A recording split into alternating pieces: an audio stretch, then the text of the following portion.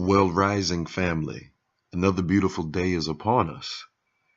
And in this beautiful day, we will bring forth the Cosmic Mother, episode 4, Our Mother is Black.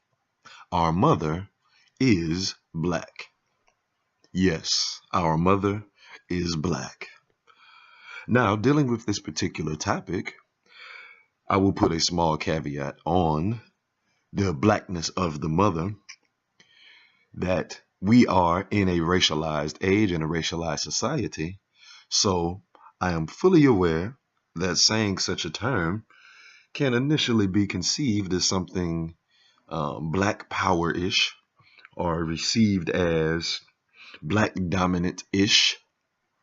However, the initial reception or initial response or the initial thought of such a thing is actually due to a response of a racialized society and is actually not true to the essence of the scientific factual evidence that actually proves that melanated beings, that carbon, that melanin in and of itself is the original substance of one, the universe, but also of the human genome. And this particular substance is actually black. And so with that particular intro, we're not going to address it again. And for any of those who will continue to listen on and still will, try to attribute this to something as racist, you are going to be in for a wonderful episode because Barbara Moore and Monica So, two lovely quote-unquote white women, are the women who are actually constructing the section of this particular show in this particular episode, and we meditators doing nothing more than perusing through the evidence that they themselves have provided for us. So with that being said, we're going to get directly into it. In the Cosmic Mother, it reads, "It is possible that the religious ideas of ancient Crete and Egypt originated in Black Africa. During about 7,000 to 6,000 BC, actually probably later, but we'll roll with it for the book. The Sahara was rich in fertile land, and great civilizations flourished there. Images of horned goddesses, who became Isis of Egypt, have been found in caves in narrow, accessible plateaus of the center of what is now the Sahara Desert. When the earlier fertile land dried out, probably as a result of climate change, the people spread from the center, and wherever they settled, they brought with them the religion of the Black Goddess, the Great Mother of Africa." The book continues on, saying great importance has always been given to the Queen Mother across the continent of Africa. The original Black Goddess was regarded as bisexual, an instrument of her own fertility. She was the ancient quote-unquote witch who carried the snake in her belly. Africans worshipped her many manifestations. The creator of the gods of Dahomey, for example, was Mawalisa, imaged as a serpent. Mawalisa was both female and male, self-fertilizing, seen in the earth and in the rainbow. And we'll pause there. So the book actually goes right into the origins of the Cosmic Mother in regards to religious structure. Now, again, when dealing with spirituality in the time and age that we're in, being religious is actually more of a binding reflection or a binding ideology to the expansion of spirit, to the expanse of the universe. However, religion does serve its place in society and in the personal psyche as a initiator for the potentiality for one to grow from religious to spiritual and to hopefully conscious. So as a people, or as the world has grown and evolved from a state of ancient to modern, so to speak, the adaptation of this identity, or the adaptation of this essential truth of the Great Mother being the foundation for all things progressive and the foundation for all things expansive, come from one, Africa, but even the idea initiating from Africa actually come from the cosmic energies of her before we were even brought into manifestation in physical form. Now, dealing with this Queen Mother, let's deal with the first shocking or unusual attribute that is written upon her when they say she is bisexual. Now, again, in our modern terms, this whole bisexual thing can actually be looked at in somewhat of a deviant form or a derogatory form. But the bisexuality that they're speaking of is actually something more scientific and something more metaphysical. On the metaphysical side, the bisexuality is actually talking about the balance of the dualistic forces that create all things. The dualistic forces that create all things. Again, for any of those who've listened long and hard for over the years, it has already been well explained time and time again that the reality that we are in is nothing more than a friction of the base primary energies of positive and negative charge. And that particular friction creates the manifestation of reality that we are in. And those positive and negative charges are attributed to male and female as we know it today. And so the bisexuality that they're talking about of the original Queen Mother or Queen Goddess Mother is talking about the astral waters or the dome or the womb of creation that contains both of the male and the female, or essentially both positive and negative charges within it. And as this particular water or this particular collective form of energy split itself into multiple parts, as it continued to split, the only thing that created the base aspect of a manifestation still had the combination of both energies contained within it, meaning bisexuality.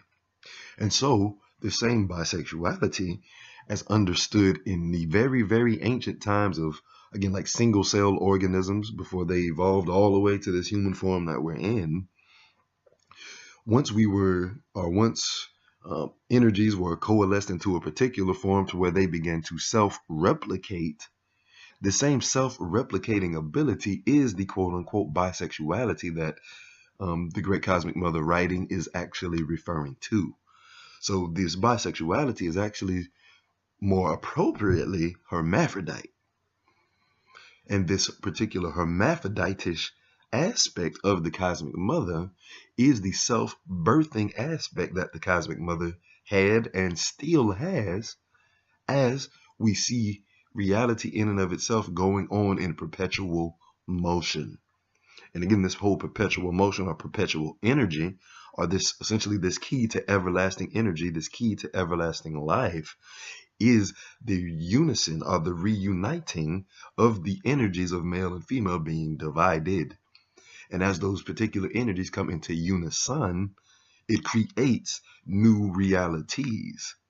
And this particular unison is essentially the coming together of masculine and feminine energies and creating one new thing. And this, again, one new thing or this act of them coming together is in essence bisexuality, because the mother in her feminine form created a masculine form, which in essence is still feminine, which is nothing more than a projection of feminine. It then comes in contact with its own self and mates. So this particular female energy mates with its own self and mates with the masculine aspect of itself, which is inherently on a spiritual metaphysical level bisexual. Is that too deep? Let's actually look at it biologically. Biologically speaking, it has actually already been explained in earlier episodes that men, like actual men that you see walking around today, are actually nothing more than women with an extra masculine genome layered on top of it. Men in of themselves are not just quote unquote men. Men are actually transformed or de-evolved women. But what happens if a woman has quote unquote sex with a quote unquote man? What actually happens? A new creation comes forth called child. But the actual sex act, when it is actually happening, when penis enters into vagina, If we understand the origin of what a penis is, which is nothing more than a devolved, externalized uterus, we will actually see that a uterus is doing nothing more than touching another uterus. So technically speaking, a homosexual act is taking place. But again, because the feminine is devolved into a man, and this man contains both female and male aspects in it, it therefore technically makes it a bisexual act. This is in essence why metaphysically the Great Mother was drawn, as they say, bisexual, which in essence the more proper term is androgynous. Androgynous. On a greater cosmic scale, when we look at some of the old ancient Mesopotamian and ancient African deity stories and creation stories, we hear names like Kingu and Tiamat. When we hear some of these dark mythologies of like the Necronomicon and the Kalipoth, these dark worlds and these dark energies, those stories are talking about the larger energetic forms that existed before this earth, meaning universes that were larger, greater, and vaster than the one that we are in now. The universe that we are in now, or the section of the Milky Way galaxy that we are in now, was birthed out of a completely different and larger galaxy before this one. And those larger collected galaxies, in essence, carried a hermaphroditus or androgynous combination of masculine and feminine energies. And as chaos ensued between those energetic forms within those galaxies and stirred up those stars and created exploding suns, which in turn created black holes, again, that emerging star, the emerging light, that's masculine energy, it eventually collapses and explodes, or implodes, excuse me. It collapses and implodes, creating a black hole. The hole is the womb of darkness, which is the mother. Once a star, again, an emerging star, collapses and transforms back into its original form of a womb, that womb creates infinite suction energy for that past galaxy that existed to be reabsorbed into it and then spit back out on the other side as a completely new entity, where we are right now. And so this whole aspect of bisexuality, this aspect of hermaphroditus, this aspect of both male and female, as they're talking about the woman or the womb in reference to these ancient African cosmologies, what they are actually doing in that ancient form, without the understanding of quantum physics like we know today, without the ability to use quote-unquote telescopes, they actually understood on a metaphysical level, due to the higher level of their own consciousness, that the stars are actually having sex with each other. And as the stars collide and absorb and transmit and transmute, the actual entire galaxies and nebulas absorb and spit out each other and create entire new systems that we, as the, I wouldn't say lesser, but we as the more broken down or even more divided and separated forms of these exact same energies, of these exact same activities that we take place or that we do in our daily lives, they are happening on higher levels in ways that are so vast and profound that we technically cannot comprehend. And because we technically cannot comprehend, we create these anthropomorphic forms, or these anthropomorphic versions of these energetic shifts via gods and goddesses. And so again, the particular book is doing nothing more, this particular reference to this quote unquote bisexuality, or like I say, hermaphroditeness, or more appropriately, androgynousness of the quote unquote great mother, or the queen mother, is talking about the female ability to birth its own self.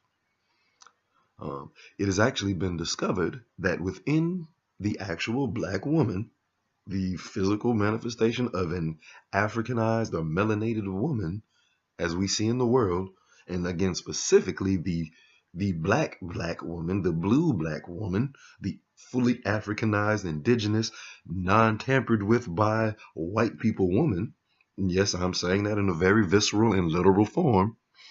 That particular version of woman contains within her the entire genome for the human being. Only within her is the entire DNA structure for all of not just humanity, but the Milky Way galaxy. And then not just the Milky Way galaxy, the entire universe that we're actually inhabiting, literally speaking.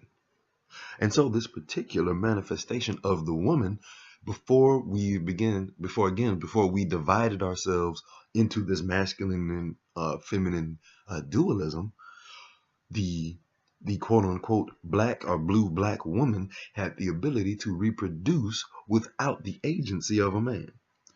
She was a self-reproducing entity. Let that absorb for a second.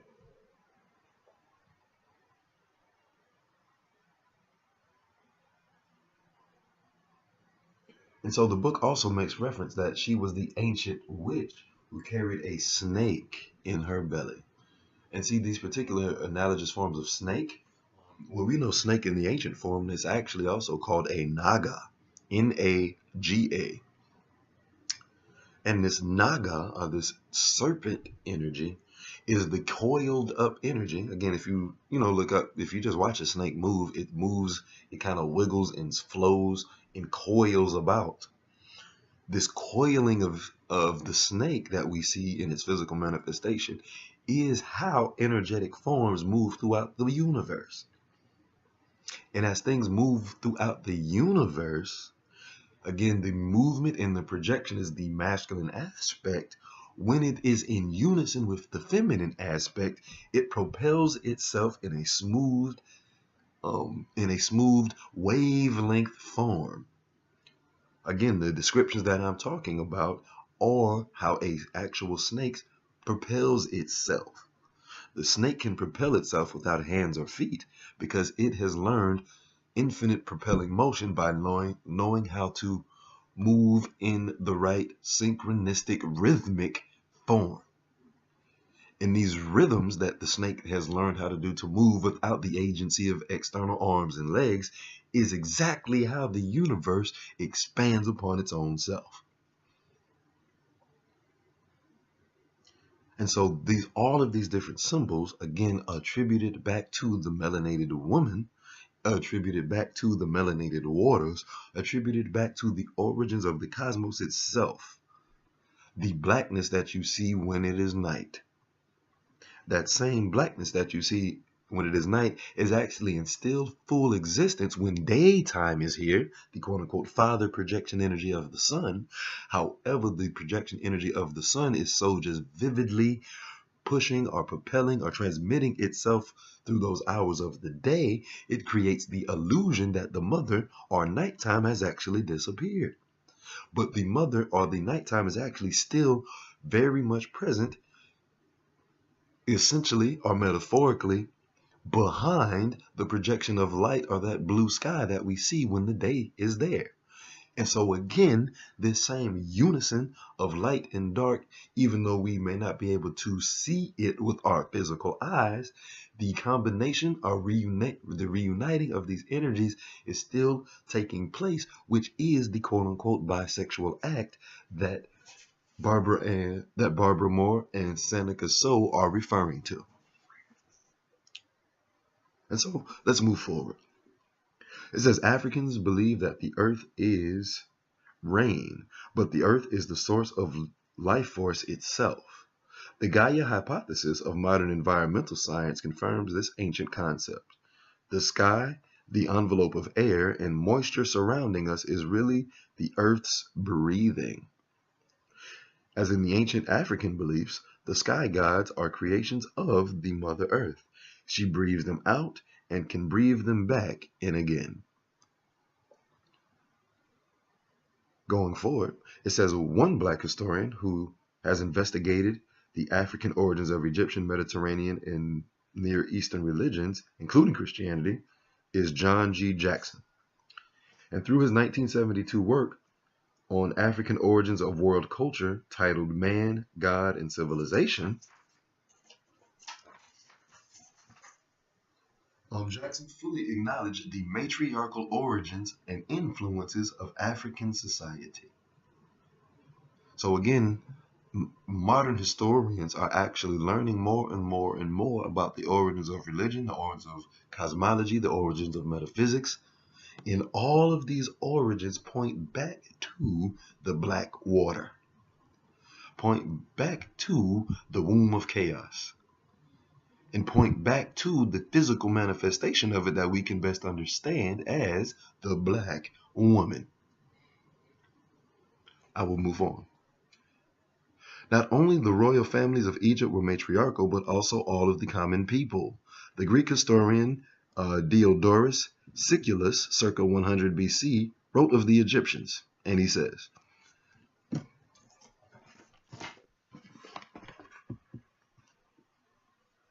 Among private citizens, the husband, by terms of the marriage agreement, appertains to the wife, and it stipulated between them that the man shall obey the woman in all things. As Jackson notes, these customs seem strange to the Greeks, but they were normal features of African societies. Now, I'm going to put a pause here and put a flagpole here for a moment, because we really should, again, take a strong critique or a strong look at society as we know it today. Episode 3 talked about Marxism and talked about patriarchy and how it has infiltrated not only the world, but it has now infiltrated culture, and it has infiltrated the psyche of the masses. And that same infiltration has many of us believing that man, literally the masculine aspect, is better, stronger, or more essential than the woman. But even as we continue further on in this book, or if you continue to look further on into the ancient world, you will notice that they valued women much, much more than women are valued today. It becomes undeniably true that the ancient world respected and raised up women because the ancient world fully understood that women were divine, or at least more divine than the men. That women were more innately powerful because the emotional capacity that they had was proof of their spiritual capacity.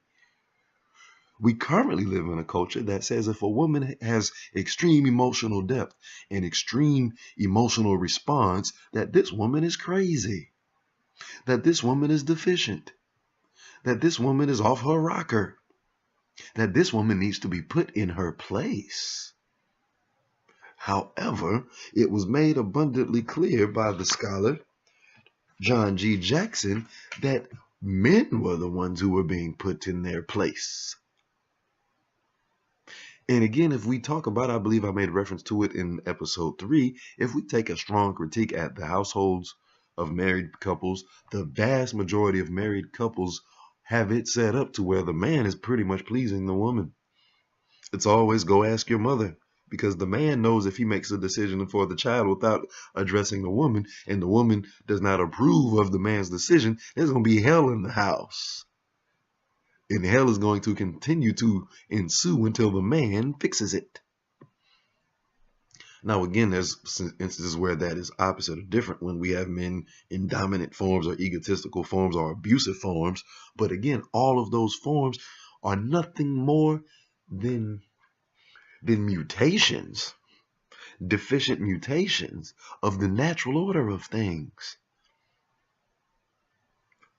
And so this matriarchal focus, this divine feminine focus, when we talk about its manifestation in the home, we will see that the ancient world had it in a more harmonious setup. Because again, as it was in episode 3, if we simply just look at the condition of the world today in comparison to the tradition or the conditions of the world in the past, as far as much as we know about it, when matriarchal societies existed, there was not nearly as much death, dying, disease, dysfunction, pollution, fear, stress, or whatever other negative attribute and imperative you could say. But we now live in a culture of fear, of stress, of overworkness, of extreme division, of egotistical ideology, of XYZ, you name it. We are now up to our eyeballs in a deficient culture. And we can attempt to try to justify said deficiency because we have quote unquote technical advantages. But again, if we continue to take a sober look at ancient world, they somehow had similar or better advances without the aid of the external means of which we are using it today. Literally meaning that I'm transmitting this message to you via the internet. That is an external medium of communication. Once we get deeper into not necessarily this book, but deeper into some of the other readings that are coming forth until we meditate, we will see examples of ancient recordings of people being able to do this exact same thing before an internet even existed. Essentially astral projection, essentially out-of-body experiences, essentially remote viewing. The ability for people to do that in the ancient world was way more prevalent than it is today. It is almost non-existent. It's almost to the point to where if a person actually admits that they can do that, that person becomes an immediate outcast of the majority of society. Because again, this patriarchal society says the ability for you to do that is witchcraft. So let us move on. In connection with the ancient West African mariners, it is also interesting to note that according to the Irish historical legends, the Celtic island was invaded and dominated for a time by sea rovers of northwest Africa called Fomorians. Now, actually, I got to pause here. I actually read this before I actually even knew what I read. Barbara Moore is a little off on this when she talks about the Celtic island was actually invaded and dominated by Northwest Africa. That's actually false. If you look up the Twa people, Twa, the Twa people, as it has already been discovered and debunked by anthropology, that there were indigenous people in those Celtic lands, and those Twa people were the ones who were there. And those Twa people are actually dwarfs. When we look at leprechauns and those little tiny men, the actual tiny men were black people, midgets. It was not until much, much later that again, not being negative or condescending here, but that the Caucasian genome came and migrated to that area. So anyway, actually, she's a little wrong here. But again, this book came out in, I believe, the 70s. So there have been way more discoveries since then. This book's technically 40 years old. So actually, my apologies, but not really, because it actually provided a moment for people to actually go learn something else for those who actually have the willingness to go look things up for themselves instead of just listen to me, even though I'm grateful that you do. But anyway, the Twa people in the Celtic island were actually there first. But for the sake of the book, she says the West African mariners, they were called Fomorians. I'm going to really have to look that up later, but we'll leave it for what it is now. And for the other side of Egypt in India, evidence shows that early inhabitants of India, the Dravidians, were black Africans with epioid features. These Dravidians found the first Indian civilization in the Indus Valley, with large cities, two-story brick houses, bathrooms with drains leading to brick sewers under the streets. The Dravidians were extremely skilled in iron technology. The Dravidian-made column of weld iron in Temple Courtyard in Delhi stood over 4,000 years without showing any rust. The renowned Damascus blades were made of the Dravidian iron, and once again, the pictographic script of 200 signs used by this 4th century BC Dravidian culture is almost identical to that found carved in the ruins of Easter Island, 2,000 miles west of Chile in the Pacific Ocean. So, people, we have even another reference here that is showing that the melanated people, the descendants of the melanated water, the people who embodied the cosmic darkness, the cosmic mother, they were the advanced inventors of society and culture. They had sewage systems that never rusted. Pause on that for a second. We live in 2017 and they have not recreated something that can do that with all of these quote unquote technical advances that we have.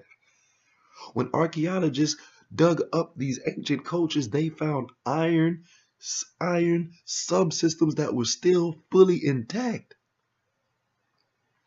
At the time I'm making this video right now, there is a sewage problem actually in my dwelling space because the pipes are already going bad and the house is only 20 years old. I mean this literally speaking. The great cosmic mother family, the melanated mother family, the melanated being, the melanated energy, the melanated source family is the key to all the answers of life.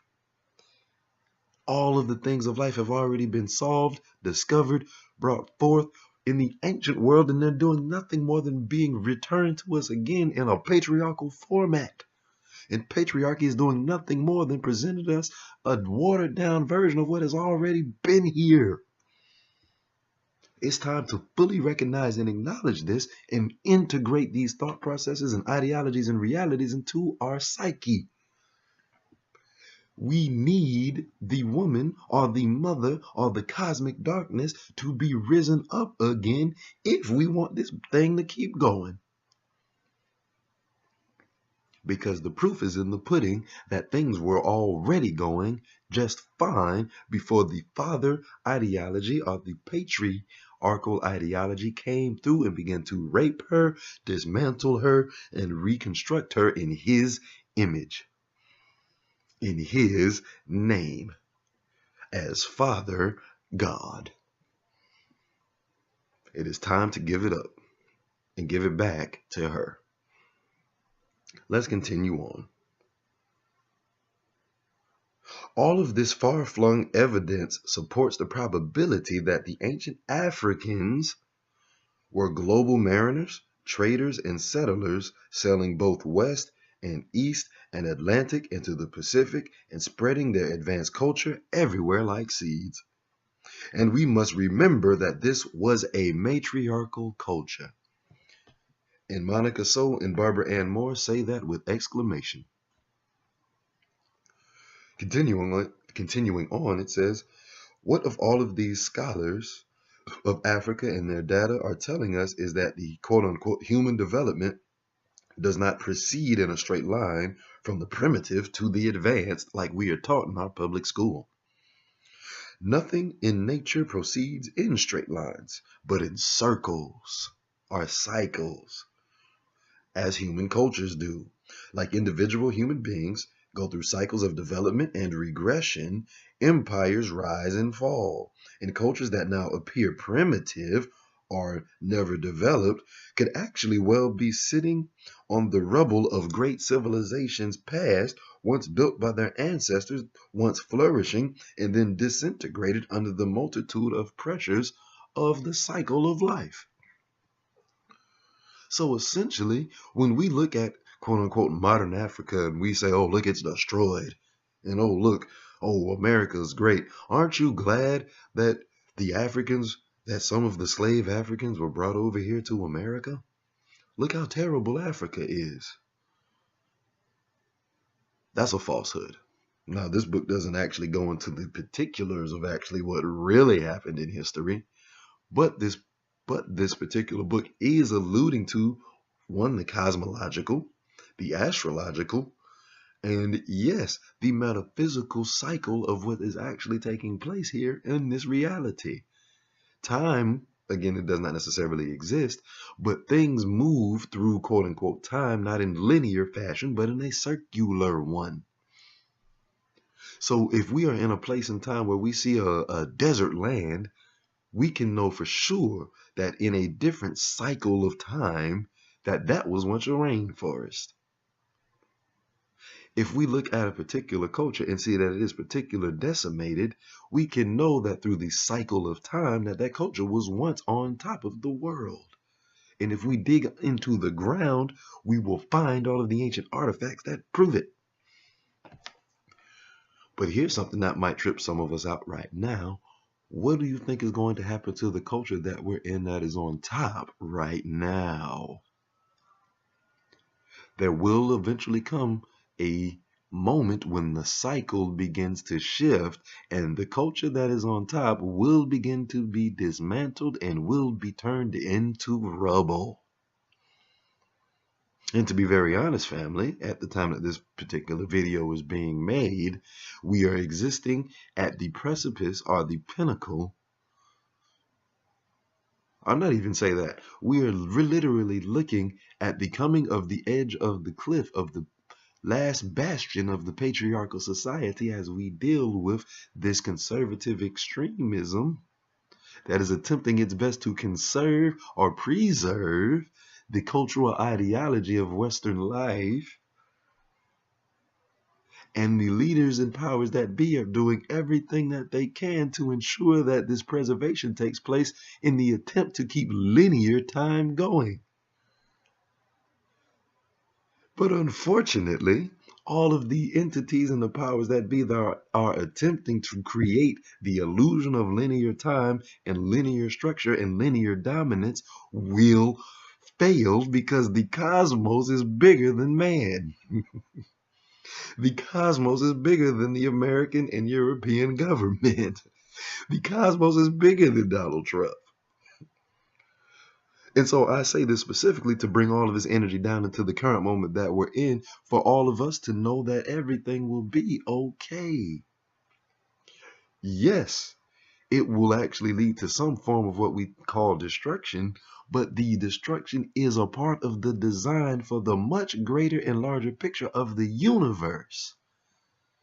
And family, if you are a part of the fear construct, believing that this said destruction that is taking place is something that you should be in fear of, honestly, you have inherited or are walking with the psyche of the patriarchal falsehood, of the limited awareness of the projection of patriarchy, of the masculine energy that only looks in one direction called forward.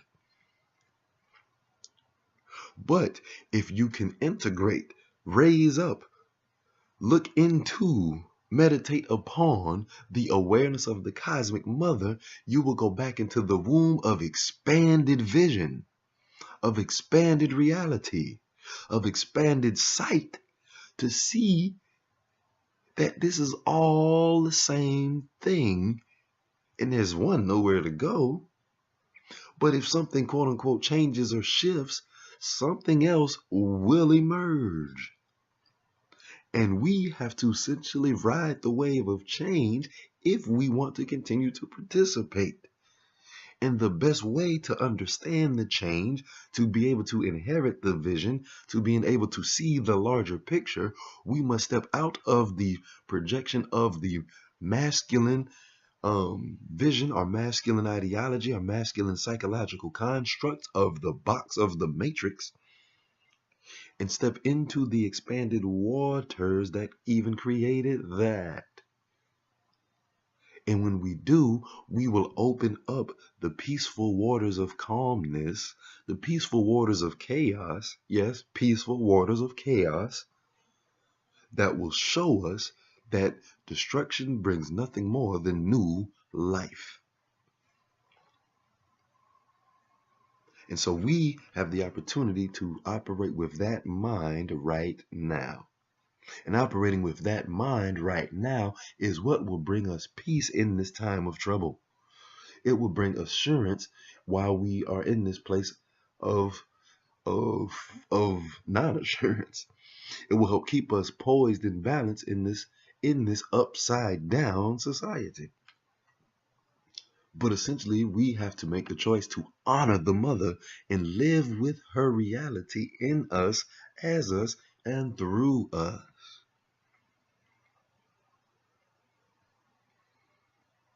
And so let us continue on.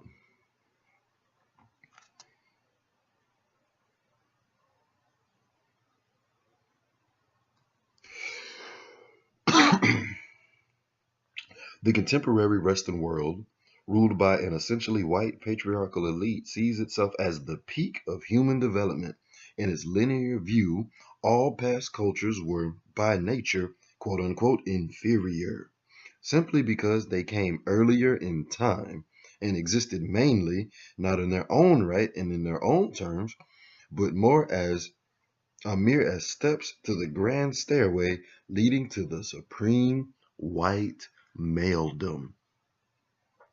This linear developmental process is rarely questioned, no more than white male dominance is questioned. In the original view, just as something comes from God or derives from the Newton to the internal combustion engine, confronted with evidence from archaeology, anthropology, mythology, strange dreams, that the existence of the great past cultures, whether Black Africans or Central American Mayans or Mediterranean matriarchies, for example, in Anatolia, Crete, Malta, or Euteria, the historical tendency of white patriarchy has been absolutely to deny these early cultures and mock their evidence, or, if they can't be denied, to treat them with chauvinistic contempt and to show them as some form of barbarism. And as detractors quickly rush to point out that these early cultures, despite their aesthetic and spiritual qualities, and I will add in technical advances like in the Celtics, they were quote unquote limited simply because they did not have smog sensors and computers, or because they did not have vehicles, or because they practiced what they thought was human sacrifice. Even though modern Western ideology and modern Western civilizations do human sacrifice every day in the prison system. Think about that, especially if any of us were raised up in a Christian household. We were taught that whole thing that Christianity is the one true religion that doesn't need to do sacrifices. All of the ancient pagans did sacrifices, and that is evil and bad.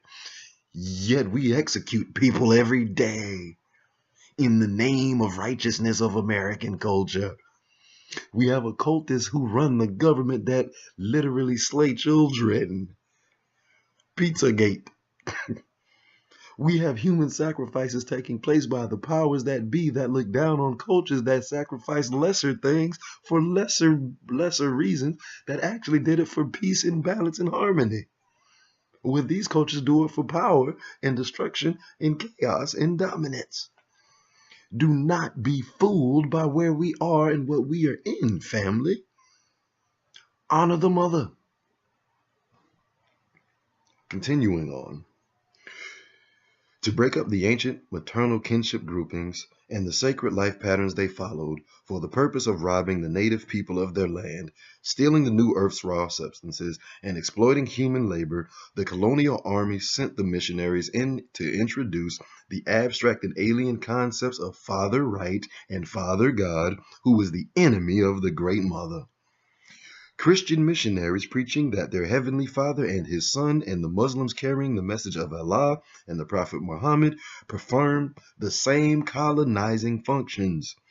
They found the mother's people and who were alive and well within the holistic now, and they denounced these people's ways and redefined them as backwards children of distant, aloof, paternalistic power. All exploration follows quite easily and self-righteously from such a redefinition. Colonialist powers really convince themselves that they are doing their victims a favor, lifting them up from the Mother Earth through whips, degradations, imprisonments, hunger, and slaughter. And so they glimpse through the tears of far-off shining palaces and abode in the Heavenly Father as they exploit the rest of the country that they are even living in.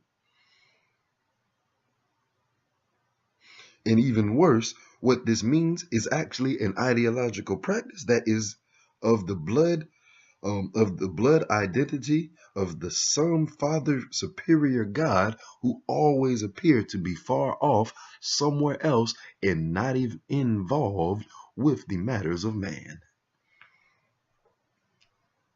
Essentially, what Barbara Ann Moore and Monica So are saying is that patriarchy invented the idea of a distant, far-off God that you could only experience after you die, and used this far-off God ideology to strip people of the psychological power that exists when you understand that God is within. Because to be very honest, when you fully tap into the energy that God is within and that clarity of sight comes upon you in this patriarchal culture, a rage will come upon you.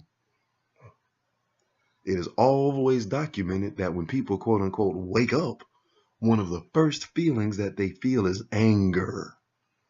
Because you realize that you have been fooled, that you have been had, that you have been used, that you have been abused.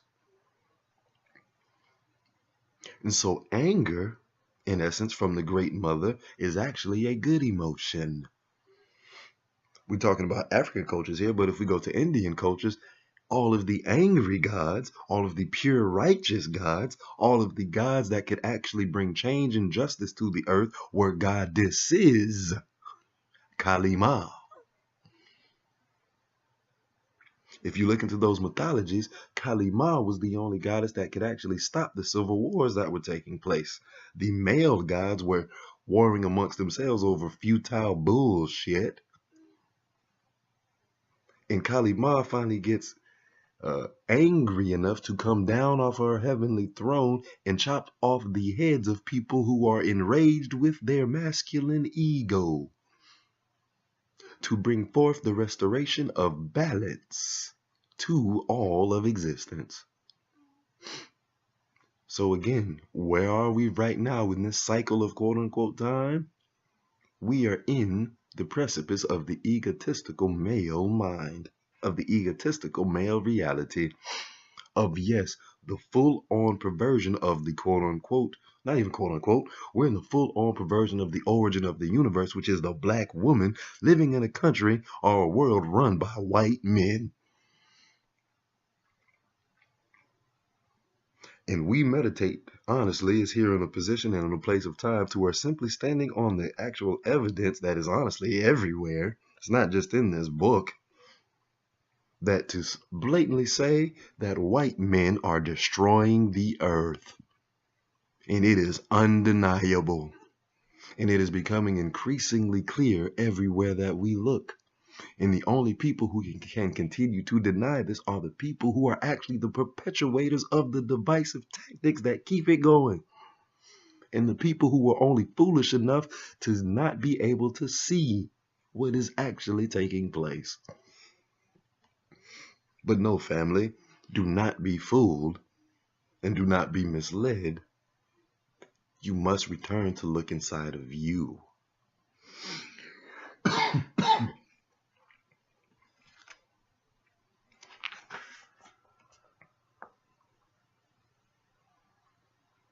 Going forward,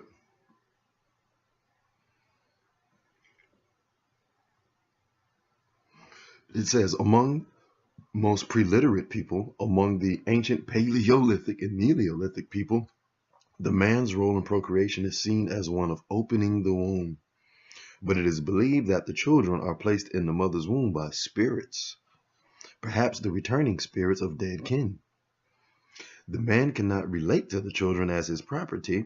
In other words, they come from the mother, through the mother, and belong to the spirit world. There are fewer emotional conflicts in such cultures, and the neurosis-producing, ego-festering hothouse atmosphere of the Victorian-type nuclear family is entirely avoided. After spending early childhood close to the mother's body, the young child then moves out of the group's life, guided by the social father, and this child begins the whole, and the child belongs to the whole of people and feels this belonging. Because this does not relate egotistically to the possessiveness of the children, the social father is much more better prepared to let his own nurturing talents develop truly, and there is no question of property of sight. Personal ambition or economic responsibility or sexual jealousy or social status involved in a relationship that women have with their children. And again, all of this takes place when we look at the structures of ancient worlds, when women dictated how babies were going to be born, when women dictated who was going to raise their children, when women dictated who they were going to have sex with, when women dictated all of it. when they had men in their place, the precipice or the prevalence of ego itself was kept in check. This particular excerpt really should belong into the last episode when I talked about sex and culture, when we talked about how the ancient cultures actually prepared men better for fatherhood because all of the uncles and cousins were raising children before they had children of their own, as already previously instructed or previously found out. This is simply nothing more than a retread of the exact same thing, showing how the mother actually kept balance on the earth, kept balance in the family, kept balance in the emotional structure, and kept balance in the mind. But we are in this patriarchal state where it says colonialism is a form of vampirism that empowers and bloats the self-image of colonizing empire by draining the life energies of colonized people. Just enough blood is left to allow the colonial subject to perform a day's work for an objective empire. And yet these drained energies are not only the present and future, but the past and memory itself. The continuity of the identity of the people and each individual who is colonized is now nothing more than a replica of the patriarchal identity to which they wanted to create. Easier example of that? A few days ago, I personally saw a YouTube video of an African, of a depleted, torn down, decrepit section of Africa, like they always try to, show us, of child labor, of these literal 7, 8, 9, 10-year-old children digging massive holes in ridiculous conditions, looking for iron ore or some type of iron ore that goes into the production of cell phones. These children are actually doing literal slave labor, making pennies on the day to pull out natural resources that go into our iPhones and our Samsung Galaxies. But the reason why these children are doing child labor is not because Africa is deficient. It is because that land that is fully infiltrated by the masses that is infiltrated by Apple, that is infiltrated by Samsung, that is infiltrated by LG, that is infiltrated by Nokia. Those same companies, again, who are nothing more than propped up patriarchal overlord or oligarchy entities, began the destabilization of those areas generations before we even had cell phones. Those larger scale governments came in and raped and pillaged all of the resources of all surrounding areas, causing massive disarray and destruction to the natural people who live there, who do not have such divisive and destructive energies within them, had their natural state of being completely destroyed, meaning the environment that they were in before it was tampered with was already harmonious and complete, and those people did not have to do slave labor in order to live, because they simply lived off the natural state of the earth. But because patriarchal societies has no idea how to do that, they rape and pillage the whole area and then force all of the remaining people there to be the slaves for the culture that we are creating on top of them. And then the culture that has created it, depleting the actual natural resources, actually blasts the image of the now decrepit society onto the same cell phone that is using the iron energy or the iron phosphorate, whatever the initial mineral was, shows it on the actual cell phone, on the Facebook, through the LG, Apple, Samsung phone, and then puts a title on top of it saying, "Look at the decrepit people enslaving their own children." And then everyone, especially the white people, get to comment and says, "Geez, look at all the black people. They don't know how to hold together a modern society. Why can't the Africans actually be equal contributors to the world? Why do the Africans enslave their own children?" fully engaging in revisionist history that if you look back literally 30 or 40 years ago when their parents are still alive, you will see that some other agent of government came and blew that shit up. Family, it is time to walk away from this illusion that the mother, that blackness, that chaos waters, that melanated people, that matriarchal, woman-dominated societies, that woman-dominated households are somehow out of place. Again, you have been fooled.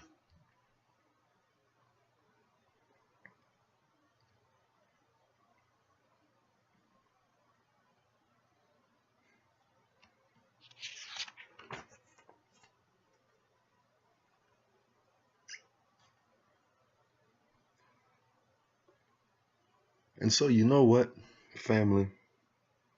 Let's no longer be fools. Let's no longer go forth in ignorance.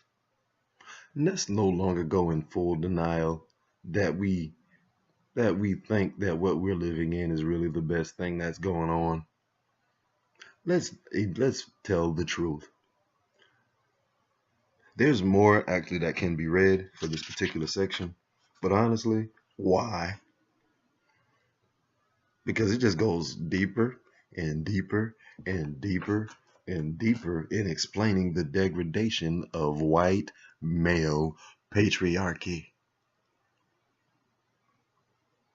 And essentially, we meditate in this particular episode is adding nothing more than another example of the mountain of evidence that is continuing to emerge and becoming and asserted into the new patriarchal Akashic records called the internet, called YouTube, that the jig is up.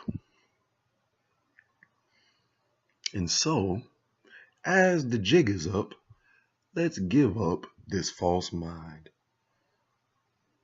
Now again, with giving up this false mind, certain appropriations must be made in our false behavior. Now, I'm not asking everybody to turn into Amish. I'm not asking everybody to go give up your cell phone. I'm not saying give up your television, give up your modern clothing. We're not going to throw out the baby with the bathwater here. But what I am, or what we meditate is saying is, we need to return to bringing balance to our mind, bringing balance to our emotions, and bringing balance to our psyche. In exposing ourselves to the truth of what is going on in this world, by fully understanding that all indigenous cultures that we see today are nothing more than products of the destruction of parasitic ideologies in not infantile or deficient ways of living, we will then begin to emotionally tap into other aspects of our own emotional self, yes, and most specifically our brain. Acknowledging these type of realities within ourselves will literally shift our brain function and open up different aspects of our spirit, our soul, and then will open up the capacity for us to see more with our two eyes, but also experience more with our single eye, our spirit eye. And as we go into the darkness of the mother, into the womb of the cosmos, into the matriarchal evidence and peacefulness and balance, we will then be able to inherit or unlock or receive more authentic, balanced light. Pure masculine energy without the patriarchal misalignment. So, at the conclusion of this video, we meditate invites you to sit in your own darkness and to ponder upon who you can be as a balanced being who operates with the awareness of the feminine cosmic mind. Sit and ask yourself in the dark and ponder upon it until you get an answer. This particular question: how can I honor my cosmic mother? How can I inhabit the cosmic womb? How can I embody the most authentic, the most balanced, the most precious energetic form on this earth, the Black woman?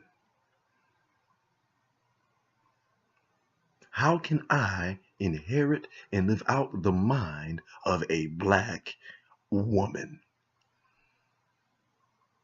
And understand that, yes, this is literally Black woman as you see walking around every day, if you see him at all. But most importantly, your spiritual self, the spiritual Black waters within you, if you even have some. And allow that energy, that resonance, that thought form, that thought process be raised up in you, and allow that to give you instructions or guidance or feeling tones that you can carry without you throughout your daily life, and allow that to inspire you to act accordingly. This is We Meditate, the Cosmic Mother, Episode 4, The Black Woman is First. Our mother is Black. Be well.